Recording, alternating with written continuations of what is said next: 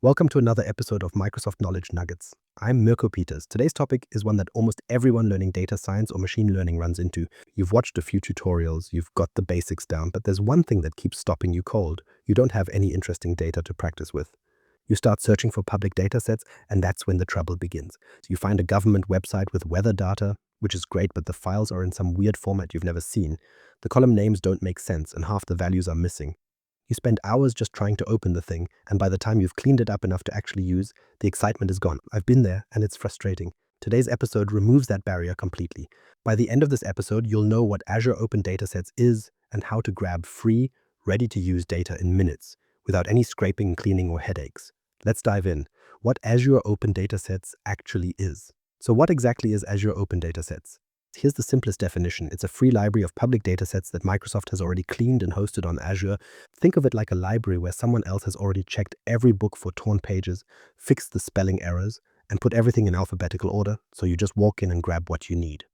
Now, this is important.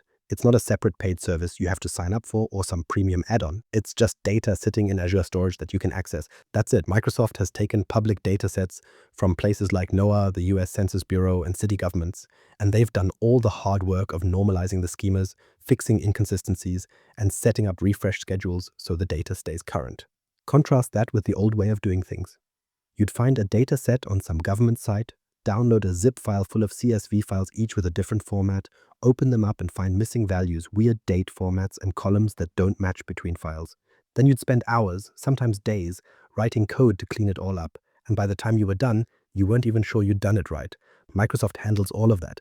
They normalize the data into consistent schemas, fix the gaps, and store it in Parquet format, a columnar storage format that makes queries lightning fast.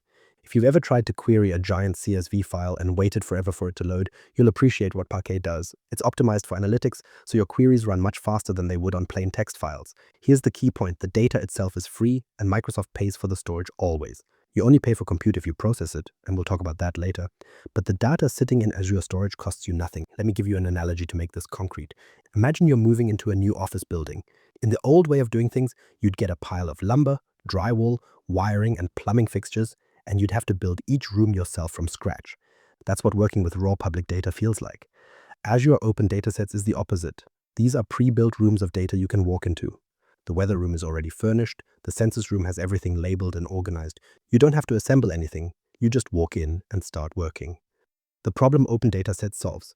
So why did Microsoft build this? What problem were they trying to solve? Let's break it down. Discovery is the first problem. You need reliable public data, but finding it takes time. There are hundreds of government websites, academic repositories, and data portals out there. Some are well maintained, some are abandoned, and some make you fill out forms or agree to licenses before you can download anything. Just finding a clean, usable dataset might chew up days of searching. Then there's the preparation problem. Raw data from government sources is messy, inconsistent, and full of gaps.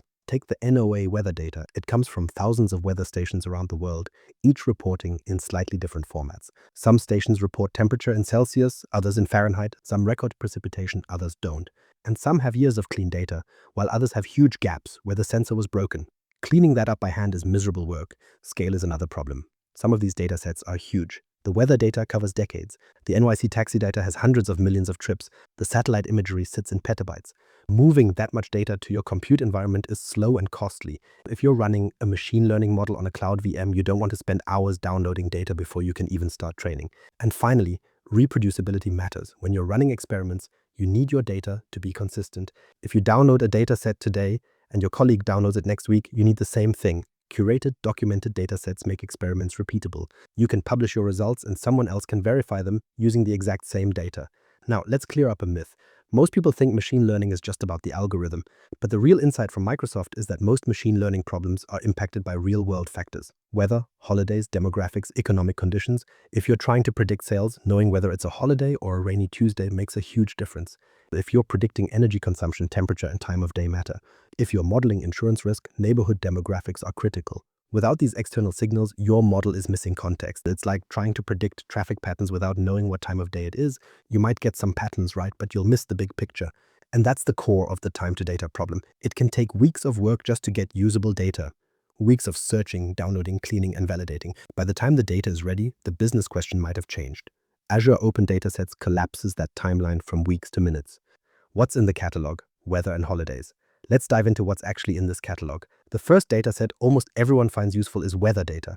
Microsoft hosts the NOAA weather dataset. It gives you historical and near real-time readings from weather stations all over the world. We're talking temperature, precipitation, wind speed, barometric pressure, the kind of data that affects everything from what people buy to how much energy they use. And it covers decades of data, updated regularly. So if you want to look at weather patterns from the 1990s or pull last week's readings, it's all in there. Now, weather data is great.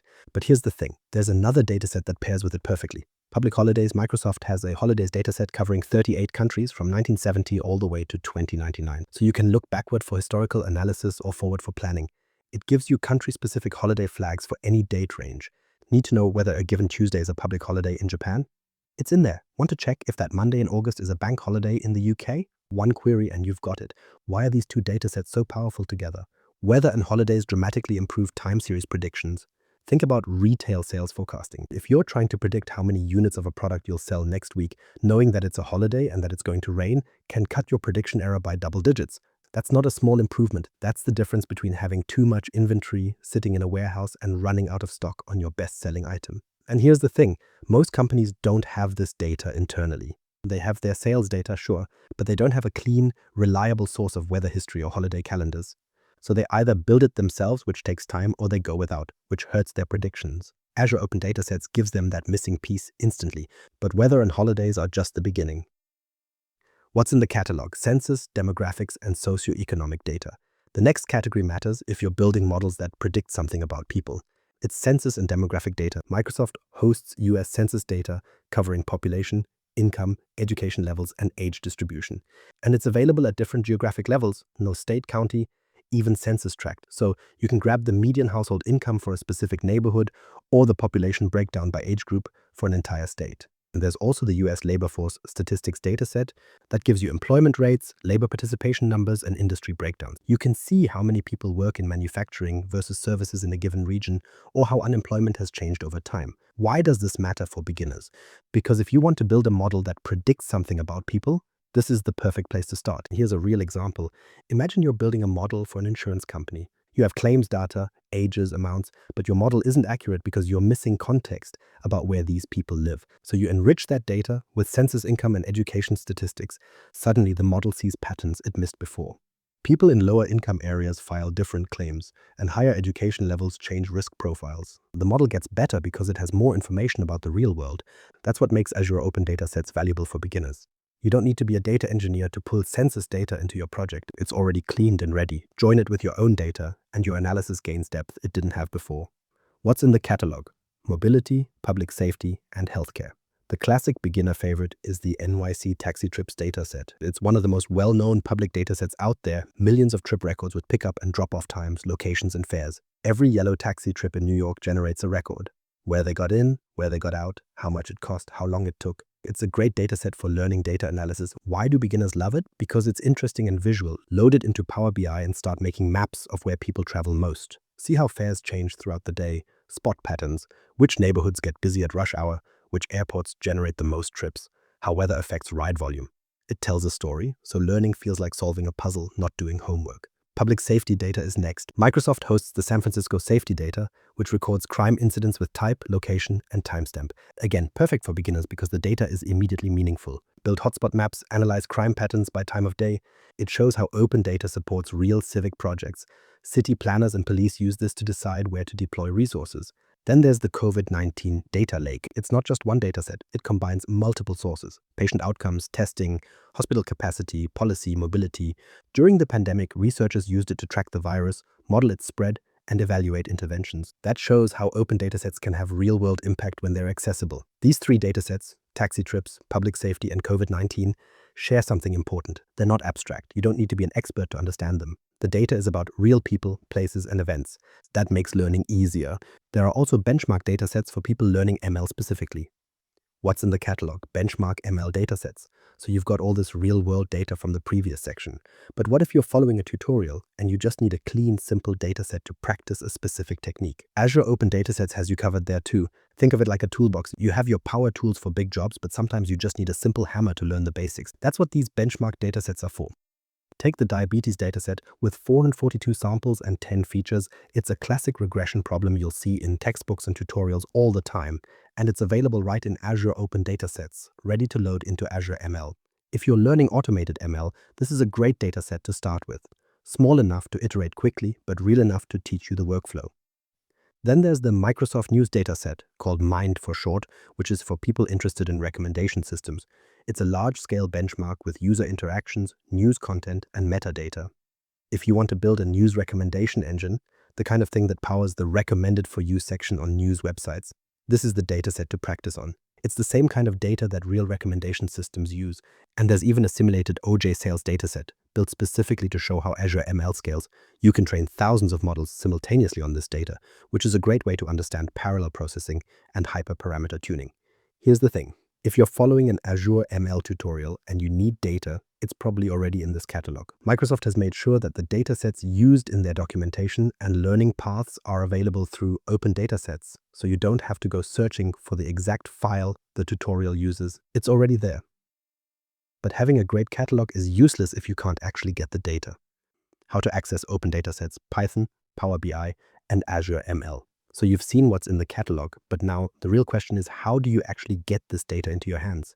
The answer depends on which tool you're using, but there are multiple paths, and some of them don't even require an Azure account. Let's break it down. The simplest option is Python. From any Python environment, no Azure account needed. Microsoft publishes a Python package called Azure ML Open Data Sets. You install it with pip, then import any dataset directly, for example, from Azure ML. Open Datasets import NOAA weather. You specify a start date and an end date, and the package handles the rest. It downloads the relevant files from Azure storage, processes them, and hands you back a pandas data frame. That's it. 3 lines of code, and you've got decades of weather data ready to analyze. This works from Jupyter Notebook, VS Code, any Python environment you're comfortable with.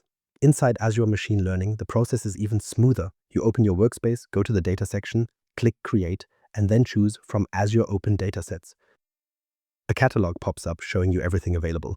You browse through, pick the dataset you want, filter it by date range or geographic area, and register it to your workspace. Once it's registered, Azure ML generates a code snippet automatically that you can use in any pipeline or experiment, so you don't have to remember the storage paths or the import syntax. It's all handled for you. What about Power BI? This is where things get interesting for analysts who don't write code. You can use the Azure Blob Storage connector in Power BI and point it to the public storage URLs that Microsoft documents for each dataset. So if you want to pull NYC taxi data into a dashboard, you find the storage URL on the dataset's overview page, plug it into Power BI, and start building visualizations. Weather data, taxi trips, public safety incidents, all of it available directly in your reports without any intermediate data engineering. For the SEAL crowd, there's Azure Synapse. You can query open datasets using the openRowSet function against the public blob paths. This is serverless SQL, meaning you don't need to provision any storage upfront. You just write a query, and Synapse goes and reads the data directly from where it lives. Want to ask how many taxi trips happened on Christmas Day in 2019? You write one SQL query and you've got your answer in seconds. And if you're using Azure Databricks, the same Python SDK works in Databricks notebooks, but you can use Spark data frames instead of pandas, which matters when you're working with larger datasets. The NYC taxi data has millions of records. Pandas can handle that, but Spark handles it better. Same import, same syntax, just with Spark under the hood. Here's the common thread across all of these methods. Microsoft publishes the storage account URLs for every dataset, and those URLs are public. Anyone can access them from any tool. The Azure Open Data Sets SDK is just a convenience layer on top. If you wanted to, you could write your own code to read the raw Parquet files directly from those storage URLs. The SDK just makes it easier by handling the date filtering and conversion for you. The cost question. Is it really free?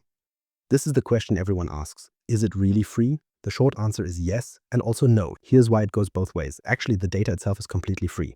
Microsoft pays for the storage always. It's not a promotion or a limited time offer. It's built into the design of the service. They host it, they pay the bills, and you access it without spending a cent on the data itself.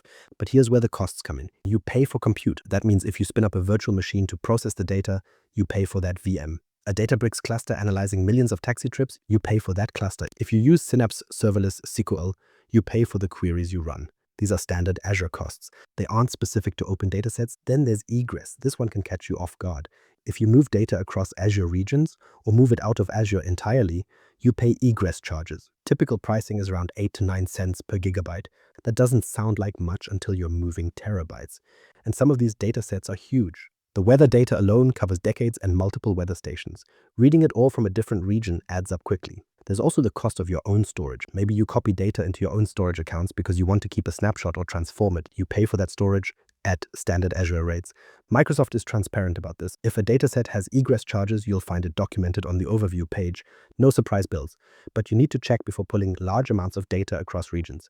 Here's the key tip for beginners. Keep your compute in the same region as the dataset. Every dataset has a specified region where it's hosted. If your VM or Databricks cluster is in that same region, you avoid egress charges entirely. The data stays local, the queries are faster, and your bill stays low. Let's look at two real scenarios to make this concrete. Scenario 1. You're a beginner pulling a small sample of weather data into a Power BI dashboard, a few thousand rows, maybe a few megabytes. Your compute cost is zero because Power BI handles it. Your egress is zero because you're not moving much. This costs you nothing beyond your Power BI subscription. Scenario 2.